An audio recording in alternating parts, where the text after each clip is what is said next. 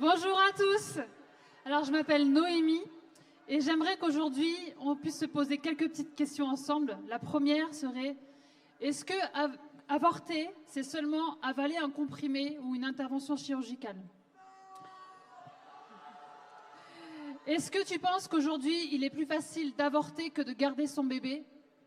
Et est-ce que l'on a conscience du courage qu'il faut aujourd'hui à une femme pour garder son bébé? Parce que oui, aujourd'hui, c'est un véritable combat qu'il faut mener pour préserver la vie de son bébé. Il faut se battre contre des institutions, contre la pression des lois et de la société, le corps médical, la pression du petit copain, de la famille. Également, on ne réalise pas l'impact qu'a un avortement ni sur qui il va en avoir. Parce qu'on pense que avorter ne concerne que le corps de la femme, c'est faux, c'est entièrement faux. Il y a tellement de choses qu'on ne dit pas sur le fait d'avorter, les conséquences physiques, psychologiques, émotionnelles, relationnelles, professionnelles également. Parce qu'avorter, ça prend seulement 2 minutes, mais l'impact et l'effet boomerang que ça a, il est violent, il est très très violent. Et ça, personne n'en parle. Il peut anéantir non seulement la vie de la maman, mais celui des enfants qui vont arriver après, celle de son conjoint, celle également de sa famille, de son entourage. On nous fait croire qu'avorter, c'est la liberté, mais c'est faux. Avorter, c'est entrer dans une illusion de liberté, parce que tôt ou tard, la réalité de ce qu'on a fait nous rattrape. La vérité, c'est que avorter est égal rentrer dans une prison dans laquelle on s'enferme soi-même. Et je vous dis ça aujourd'hui parce que moi-même, j'étais dans cette prison. À l'âge de 23 ans, j'ai avorté par amour pour garder mon fiancé. Je me suis mariée avec lui et j'ai construit 10 ans de ma vie sur un mensonge que cet acte n'avait aucun effet sur ma vie, ni sur ma relation avec lui, ni sur celle de nos enfants qui sont arrivés après. J'ai complètement oublié et occulté ce que j'avais fait. Ça, c'était un deal que je m'étais passé avec moi-même. J'ai finalement quitté mon mari et seulement à ce moment-là, après 10 ans, j'ai réalisé que tout ce temps-là, j'étais dans une prison. C'était une prison remplie d'illusions et de faux semblants. La vérité, c'est qu'une partie de moi est morte dans les toilettes dans lesquelles j'ai expulsé mon bébé. J'ai perdu ma joie de vivre, mes rêves, mes ambitions. Je me suis convaincue que tout allait bien pour pouvoir continuer dans la réalité de la vie. Construire mon mariage sur le meurtre de mon enfant était le plus gros mensonge de ma vie. Le pire, c'est que je me suis menti à moi-même, mais également à mon entourage, parce qu'il était forcément hors de question que quelqu'un ne le sache.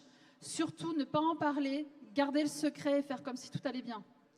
Mener et construire une vie d'illusion, porter des masques.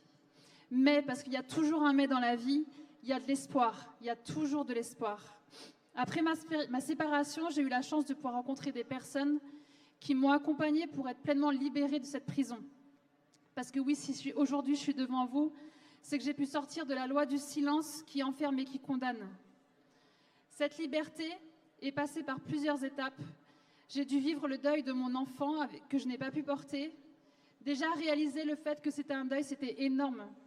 Parce que qui dit deuil dit conscientiser qu'il y avait une vie. L'une des autres étapes a été de me pardonner moi-même, pardonner à mon bébé que je n'ai pas pu rencontrer, et également à mon ex-mari qui m'avait forcé de faire un choix entre lui et le bébé. Et ce pardon m'a permis de pouvoir être pleinement libérée des murs et de la prison dans laquelle je m'étais enfermée. Également, j'ai pu me réconcilier avec moi-même, avec la jeune fille de 23 ans que j'avais laissée dans ses toilettes auparavant. Et j'ai vécu comme une nouvelle naissance. J'ai pu me réconcilier avec moi-même et revivre mes rêves et retrouver mes aspirations. Quand je regarde en arrière, je me dis que cet enfant aurait mérité de vivre, mais ça ne s'est pas fait.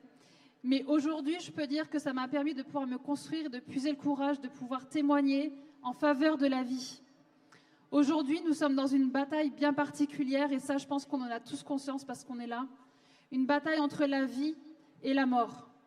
Pour reprendre les termes d'une rescapée d'un avortement aux États-Unis, ma mission est d'humaniser ce combat dans lequel les sentiments ont été abandonnés et où les cœurs ont été endurcis. On supprime des bébés pour les droits des femmes. Si l'avortement ne concerne que les droits des femmes, qu'en est-il de celui des bébés? Personnellement, j'ai choisi mon camp et ma bataille. Et toi, de quel côté es-tu? Comment vas-tu prendre position? Merci.